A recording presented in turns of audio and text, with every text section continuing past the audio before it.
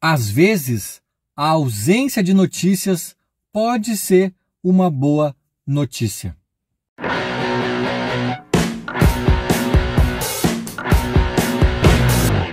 Começando mais um conteúdo com a força e o apoio da Esportes da Sorte. Aposte em quem aposta no Grêmio. O link tá na descrição do vídeo. Tô aqui no carro gravando, né? Porque já é tarde, o horário ótimo. Ó, Federação Gaúcha. Só joguinho 9h30 pro Grêmio, só aquele horário filé, né? De espantar o público. Mas cá estou, voltando da arena no carro. Tenho um filho de 1 ano dormindo ali em casa, então não quero fazer gritedo, correndo esse risco de acordar o guri. Mas vamos lá, com pouca iluminação, do jeito que dá, falar desse fim de jogo na Arena. Grêmio 2, Novo Hamburgo 0. O Grêmio ganha do Novo Hamburgo num jogo que, na minha opinião, num jogo em que nada saiu do script. E eu comecei aqui esse vídeo dizendo que, né, quem já teve algum parente internado em hospital ou algo do tipo sabe do que eu estou falando. Às vezes a ausência de notícias é uma boa notícia. Às vezes quando tu pergunta para alguém, aí, como é que estão as coisas? Tudo certo? Alguma novidade? Não, tudo na mesma.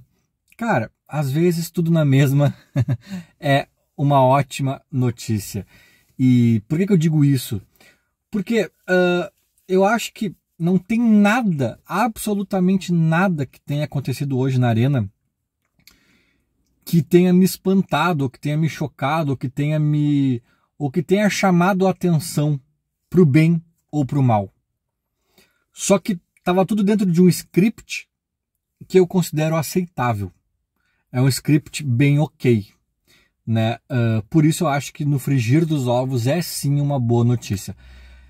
E a gente tem que separar as coisas, tá? É óbvio que eu continuo fazendo muitas críticas a essa direção, sobretudo nesse início de 2024.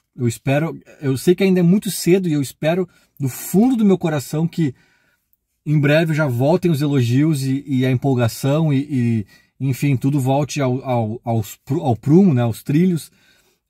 Mas assim, eu continuo sendo o cara que acha um absurdo não ter um centroavante aqui ainda, há quase 7 meses depois de sabermos que o Soares iria embora. Hoje fez exatos 2 meses do final, do término do Brasileirão 2023. Né? Então essa morosidade da direção, essa miopia na análise do elenco, essa demora para entenderem o que tem que ser feito e depois de terem entendido ainda assim, né, demorarem e fracassarem em alguns movimentos, tudo isso é passível de crítica e faz parte. Mas aí eu também já vejo a galera às vezes se perdendo um pouco no ranço, né? E eu vi muitas críticas pesadas no jogo de hoje, sendo que eu não concordo, sabe? Sendo que foi um jogo, como eu disse, dentro do script, dentro do roteiro, nada fora. E curiosamente foi um jogo que começa a entrar num roteiro, na minha opinião, mais aceitável, sendo que nós estamos entrando exatamente naquela linha que eu falei lá no começo do Gauchão e que os fisiologistas, na verdade, falaram, né? Eu só repeti, daqueles jogos que a dupla Grenal precisaria para tirar a nhaca do corpo, para poder começar a se equiparar fisicamente aos times do interior que já treinavam há 30, 40 dias, né, antes da dupla Grenal. E foi isso que aconteceu hoje. O Grêmio passeou em campo. Então, assim, por que eu acho que no frigir dos ovos é uma boa notícia? Cara, porque eu não tenho 13 anos, eu não tenho 14 anos, né? Eu fui forjado num Grêmio da década de 90, do Filipão, do Jardel, do Paulo Nunes, mas eu vi muito Grêmio da nhaca.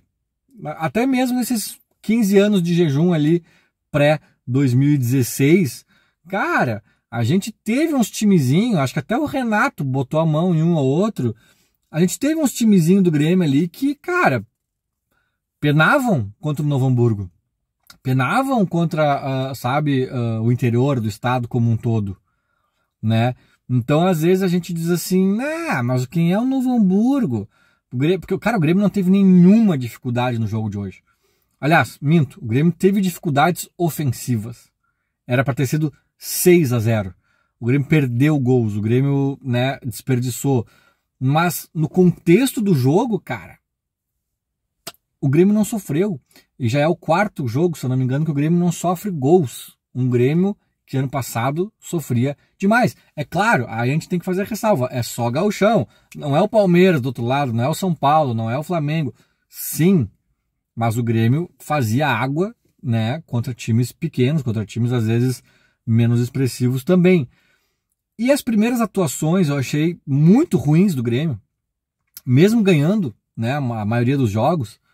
E eu vim aqui e falei, cara, ganhou, mas, né, 3 pontos. Porém, cara, hoje, sinceramente, eu não achei. Hoje, porque o Grêmio empilhou jogos, até mesmo sem tomar gols, que, cara, teve atacante dos caras perdendo gol feito, teve nosso goleiro, seja o Kaique, seja o Marquezin, fazendo boas e importantes e cruciais defesas. Teve de tudo um pouco, né? O Grêmio sofrível, meio que aos trancos e barrancos, meio que do jeito que dava. Hoje, cara, se tu colocasse ali uma cadeira de praia pro Marquezin ali, uma mateira ali para ele com uma térmica, cuia, erva e água quente, e um saquinho de bergamota, o Marquezin ia ficar de boa ali curtindo o jogo. Não teve, o Grêmio controlou o jogo como a gente espera, como está no script que a gente espera que um time do tamanho do Grêmio, com o investimento do Grêmio, controle um jogo em casa contra o Novo Hamburgo. O Grêmio fez exatamente isso, não me impressionou positivamente e não me decepcionou também. Foi na medida, foi o que eu esperava. Não teve nada fora da curva para nenhum lado, né? E como eu disse, como eu repito agora, o fato de não ter nada fora da curva para nenhum lado, eu considero uma boa notícia. Porque a gente está falando de uma curva, que a gente está falando de um script que é aceitável, que é o script do Grêmio botando um jogo contra o Novo Hamburgo no bolso. O Grêmio botou.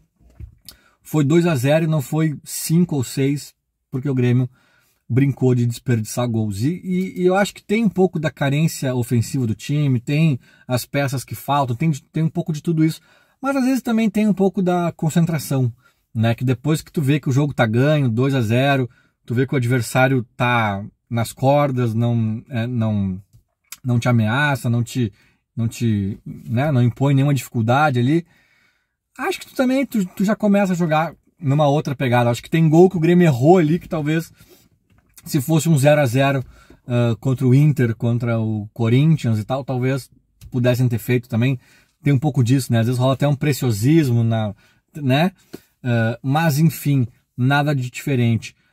Até as coisas boas e ruins individuais, eu acho que estava tudo dentro do esperado. Jeromel e Kahneman seguros, né? É uma dupla de zaga que, olha, quem viu, viu, quem não viu, né? Aproveitem que está acabando.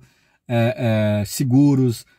O PP, na verdade, o PP, eu poderia contrariar um pouco toda a minha tese aqui desse vídeo, porque eu acho que ele fez um joguinho assim um pouco acima, um pouquinho fora da curvinha que a gente está sempre esperando dele. Ele é um bom jogador, ele tem uma qualidade, mas hoje eu acho que ele foi bem num nível um pouco acima da média.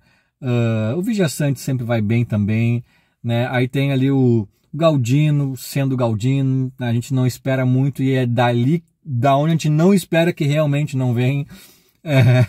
O JP Galvão fez um primeiro tempo digno de pena. Eu tive pena dele, assim, eu fiquei até um pouco contrariado com algumas vaias, assim, porque eu entendo o torcedor, eu acho que é legítimo, eu acho que tá tudo certo nesse sentido de entender, mas, cara, o JP Galvão e o Galdino também, mas o JP especialmente, talvez, se escondia da bola, cara, de uma forma.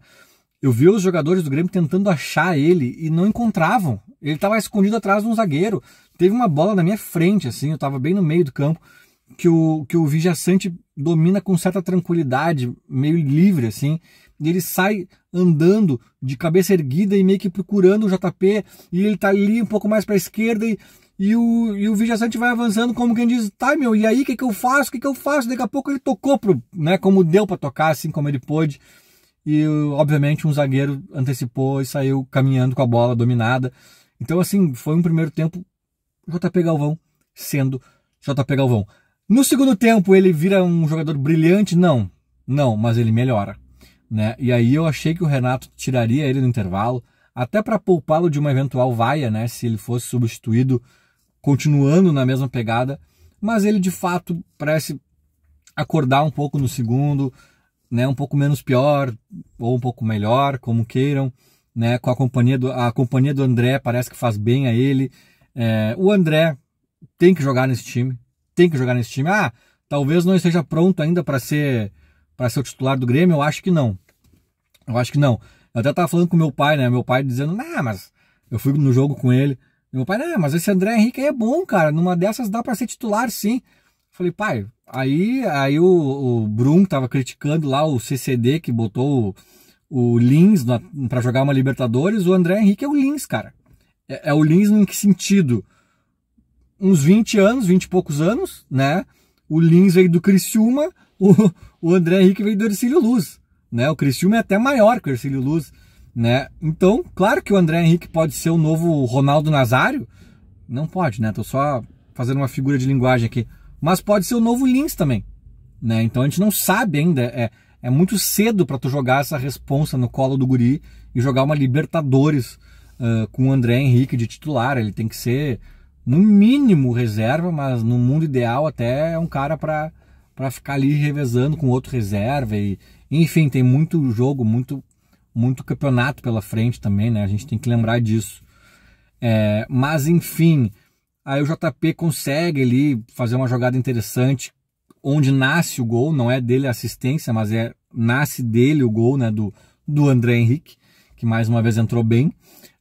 E depois no pênalti ele também tem uma participação e tem o lance trágico da lesão do Nathan Fernandes, que é quem sofre o pênalti. O Nathan Fernandes também não saiu do script, ele mostrou qualidade em vários lances. Tem uma pifada que ele dá no Cristaldo que é sensacional. E o Cristaldo, mais uma vez, também não saindo do script, nem para bem, nem pro bem, nem pro mal. Ele mostra lampejos interessantes e de vez em quando se esconde do jogo, de vez em quando perde esse gol feito.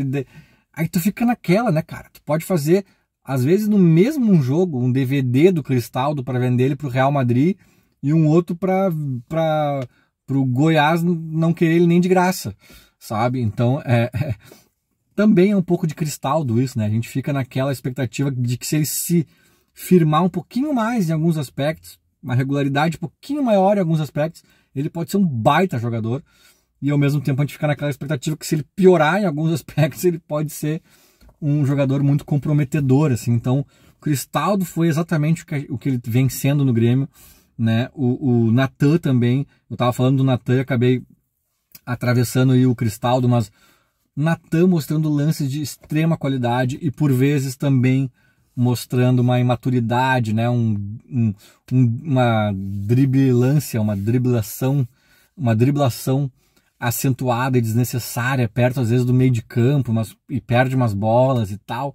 Então tu sente que o Nathan tem qualidade que pode ser muito útil, mas que ainda tem aspectos a serem lapidados, né? Então, cara, sinceramente, eu tô pensando aqui agora, talvez exceto o PP, que me surpreendeu um pouco positivamente, eu acho que todo o resto das individualidades foram exatamente o que a gente espera, o que a gente conhece, o que a gente tem visto nos últimos tempos, pro bem ou pro mal. A atuação como um todo foi segura, foi, né, um Grêmio que amassou um time muito menor dentro de casa, que era o que a gente esperava também. Então, peraí que faça-se a luz.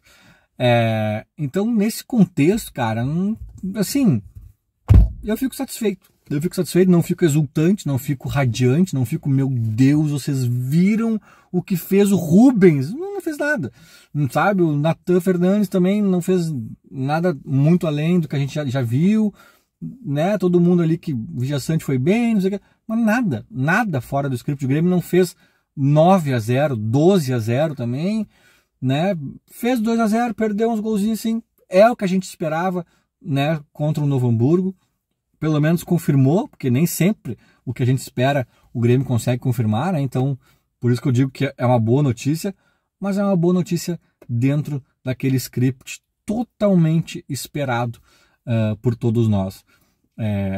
Enfim, né? Acho que foi o jogo mais seguro do Grêmio no Gauchão, o jogo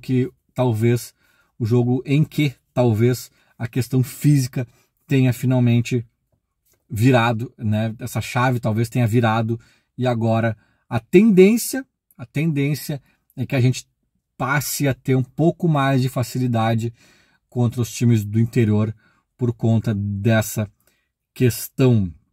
Vamos torcer aí, né, para não ser nada de sério com o Nathan Fernandes. E não estou ouvindo as coletivas, né, ou a coletiva do Renato, enfim. Se tiver algo bombástico para ser comentado aí, provavelmente farei um vídeo amanhã repercutindo essas entrevistas. Feito? Era mais ou menos isso. Segue o líder. Falou. Abraço.